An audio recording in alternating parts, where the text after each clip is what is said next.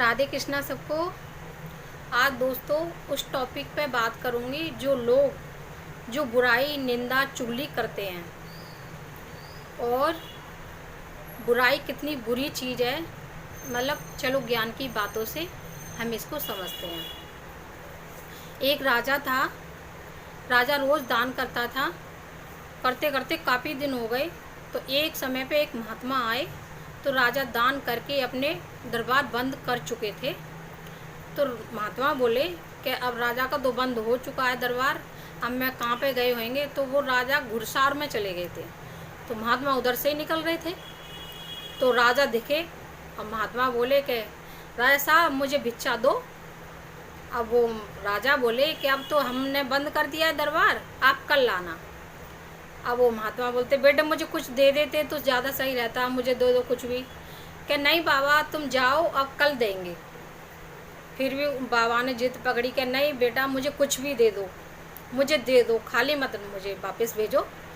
तो राजा ने गुस्सा आई, राजा को 2 बार 3 बार बोल दिया महात्मा ने। तो घोड़े की जो गोबर होता है ना, जो लीद बोलते हैं उसको, वो कमंडल में डाल दी महात्मा के। अब महात्मा बड़े खुश हो जाते हैं, खुश होकर चले जाते हैं अपने आश्रम में। अब रहते हैं राजा, काफ़ी दिन हो गए। एक दिन के समय आया, वो शिकार खेलने गए अपने साथियों के साथ। जंगल में उनको बहुत तेज प्यास लगी तो वो साथियों से बिछड़ गए प्यास के चक्कर में और चले गए आगे। वहाँ पे एक बाबा का आश्रम था, उसमें घुस गए। अब वो बोले राजा साहब के बाबा, दुआ सलाम की बाबा से कि बाबा मुझे बहुत प्यास लग रही है, पानी मिल जाएगा? कि हाँ बेटा यहाँ सब कुछ मिलेगा, पानी खाना सब। बोलो क्या चाहिए? कि पानी चाहिए बाबा मुझे। कि जाओ अंदर पी लो पानी। अब राजा साहब अंदर चले जाते हैं आश्रम में। अब अंदर देखते हैं, एक कमरा खोलते हैं राजा साहब, तो उसमें ना लीद भरी होती है, बहुत सारी लीद भरी होती है घोड़े की। अब राजा बड़े चक्कर में पड़ जाते हैं।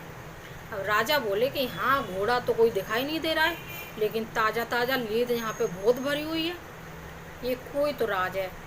अब वो राजा क्या है, सोच में पड़ गया। अब बाबा से बोला कि बाबा मुझे एक बात पूछनी है। क्या पूछो बेटा? कि ये बताओ यहाँ आसपास कोई घोड़ा नहीं है, लेकिन एक कमरा पूरा लीद से भरा हुआ है, ये क्या चक्कर है? करे बेटा कुछ मत पूछ इस बारे में। कि नहीं बाबा तुम्हें बताना ही होगा, मुझे बताओ प्लीज़ बाबा क्या है ये। कि अरे बेटा काफ़ी दिन हो गए, मैं एक बादशाह के यहाँ पे गया था, उसने मुझे दान में ये लीद दी थी, तो उसका दान बढ़ रहा है। अब जो कोई दान करेगा वो तो बढ़ता ही है, चाहे अच्छी चीज़ दो चाहे बुरी चीज़ दो।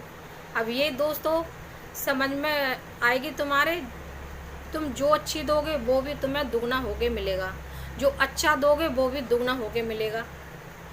इसलिए बाबा बोले कि वो उनका दान बढ़ रहा है।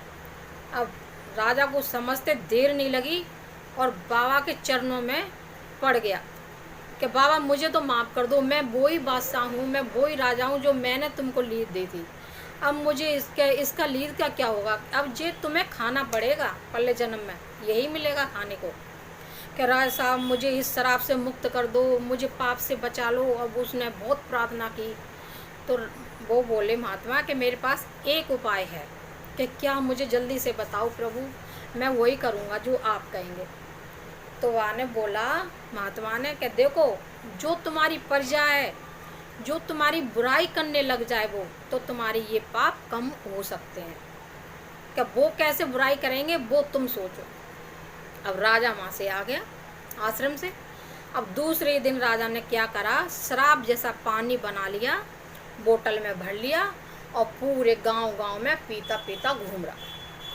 अब भाई देखने वाले कि हाय हमारी प्रजा का राजा है, कैसी शराब पी रहा है ये, और शराब के साथ साथ ये तो पराई स्त्रियों का दमन करते होंगे। अब ये ऐसे ऐसे बोलने लगे। अब एक मुँह चार बात ऐसी होता है चुगली, तुम दोस्तों जानते ही हो, जो चुगली करने वाले होते हैं वो तड़का लगा के बोलते ज़रूर हैं। अब पूरे नगर में राजा की बुराइयां शुरू हो गई। अब राजा ने जो अपना काम कर दिया। अब रहते रहते 6 महीने हो गए। अब राजा बोले कि चलो अब बाबा से मिलना चाहिए। अब बाबा के पास मिलने गए तो अब बाबा से बोले कि बाबा, दुआ सलाम करी ठीक ठाक हो कि हाँ। देखे तो अंदर जाके राजा ने वो ही अपना कमरा खोला। अब देखे तो सारी लीद ख़त्म हो गई। 2-4 पीस बचे उसमें से, 2-4 पीस उसके लीद के बचे। तो वो बोला राजा के बाबा ये तो अभी थोड़ा रह गया, तुम्हारी कृपा से सारी लीद ख़त्म हो गई, अब इसका क्या होगा? कि बेटा ये तो खाना ही पड़ेगा तुझे, अब जो तूने दिया थोड़ा बहुत तो खाना ही पड़ेगा, ये तो सारा कम हो गया तेरा। कि बाबा मुझे ये भी नहीं खाना है, मुझे कुछ उपाय बताओ।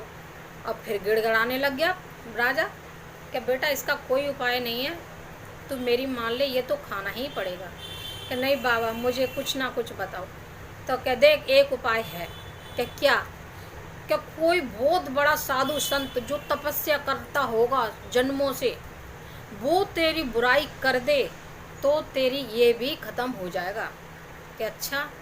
अब किसी से पता लिया कि भाई किसी पहाड़ी पे जन्मों से एक तपस्या कर रहा है बाबा, बहुत बड़ा तपस्वी है वो, महात्मा है बड़ा। तो माँ पे राजा गए। अब राजा ने दुआ सलाम करी माँ। अब राजा बोले इससे मैं कैसे बुराई करवाऊँ, मैं क्या बोलूँ इसको, ये तो बहुत बड़ा महात्मा है, ये तो बुराई नहीं करेगा। अब राजा ने क्या बोला कि बाबा जी कि तुम्हें पता है कि क्या बेटा, कि हमारे देश का राजा शराब पीने लग गया है, क्या होगा इस देश का? अब वो उन्हें समझते देर नहीं लगी, वो तो बहुत होशियार बाबा थे, बहुत विद्वानी बाबा थे। तो वो बोले तू नहीं जाएगा यहाँ से, वो लीद तेरी नसीब में, ठीक है ना, तू ही खाएगा उसको, जा भाग यहाँ से। अब राजा वहाँ से भागा, वही बाबा के पास आ गया कि महाराज मेरा तो कुछ नहीं होने वाला है, उनने तो हाल पहचान लिया मुझको और मुझे भगा दिया वहाँ से। कि बेटे अब इसका कुछ इलाज नहीं है, जो था मैंने बता दिया, अब ऐसा कर इस लीद को जला ले, जला के रख क्या बना ले, राख बना ले, इसको थोड़ा थोड़ा खा के तुझे ख़त्म करना ही होगा। जो तूने दान में दिया है वो तो तुझे थोड़ा बहुत खाना ही होगा। अब देखो दोस्तों बुराई का कितना बुरा प्रभाव पड़ा है, कि मतलब राजा के गुनाह जो बुराई करने वालों के खाते में आ गए कि नहीं।